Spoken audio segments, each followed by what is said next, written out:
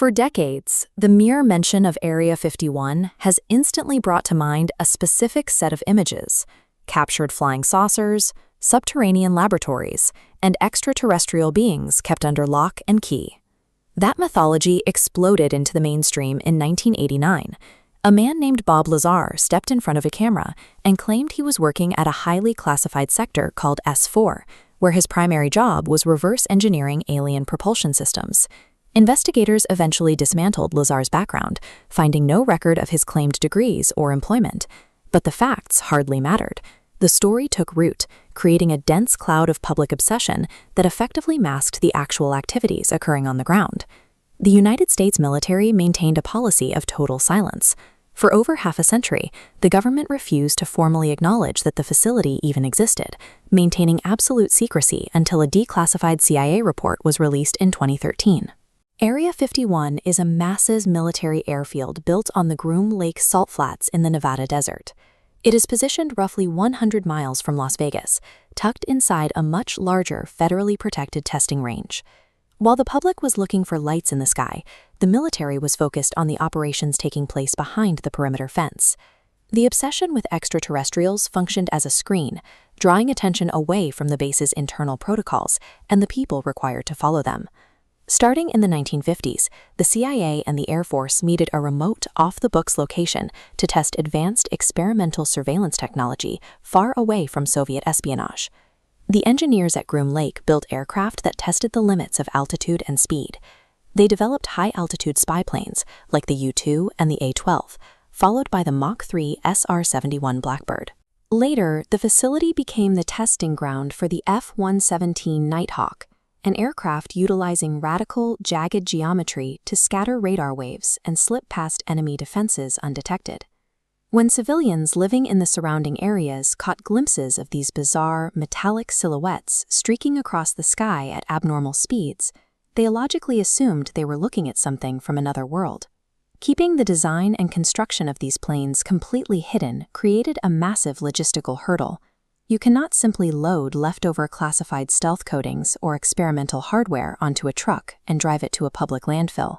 The components used to achieve radar invisibility included highly toxic chemical solvents, heavy metals, and classified computer hardware. Standard waste management was impossible due to security protocols. The military's internal solution to this problem was brutally crude. They dug wide, open-air trenches in the desert, filled them with the facility's toxic refuse, and simply set them on fire. This academic journal excerpt documents the mechanics of the process. Classified materials were loaded into pits measuring 100 yards long and 25 feet wide, soaked heavily in jet fuel, and allowed to burn continuously for 8 to 12 hours at a time. As the materials incinerated, thick, dark smoke rolled out of the trenches. Wind carried this toxic chemical exhaust directly across the installation, blanketing the exact areas where personnel lived, slept, and worked. The people breathing in that ash were the civilian contractors and Air Force technicians assigned to the base. This included a sheet metal worker named Robert Frost and a group of anonymous employees who later banded together under the name the Invisible Enemy. The physical toll of inhaling burning solvents and dioxins was severe. Workers reported chronic respiratory failure, the rapid growth of massive tumors and lipomas, and a painful cracking skin condition they referred to as fish scales. The advanced aerospace engineering that secured American air superiority during the Cold War relied directly on an internal waste system that actively poisoned the people building the planes. When the sick personnel approached the Department of Veterans Affairs for medical treatment and financial support, their claims hit a bureaucratic dead end. The government had classified their employment histories as data masked. On paper, the military completely denied that these engineers and technicians had ever worked at Groom Lake, or that they had been exposed to any hazard. Seeking accountability, the widows of the workers filed federal lawsuits.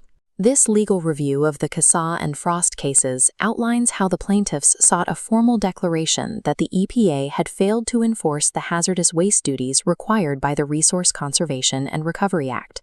But the Air Force had a definitive legal countermeasure. As the document notes, the government invoked the state secrets privilege. They argued that allowing the trial to proceed or handing over environmental reports would expose classified information to the public. By treating the chemical composition of the burn pits as a matter of national security, the government turned a straightforward environmental violation into a legal impossibility for the victims. They could not prove they were poisoned without breaking federal secrecy laws. The Ninth Circuit Court of Appeals ultimately agreed with the military's defense. The court halted the discovery process entirely, confirming that the trial could not legally move forward. To guarantee the matter was closed, President Bill Clinton stepped in. He issued an executive order granting the Groom Lake operating location a retroactive exemption from any environmental provisions that would require disclosing classified data. The strategy worked flawlessly. The workers and their families received no financial compensation for their medical treatments, no admission of guilt from the military, and no legal justice. The absolute secrecy of Area 51 provided a permanent legal shield. It ensured the U.S. government would never be held accountable for the chemicals it released into the bodies of the people who built its most advanced technology.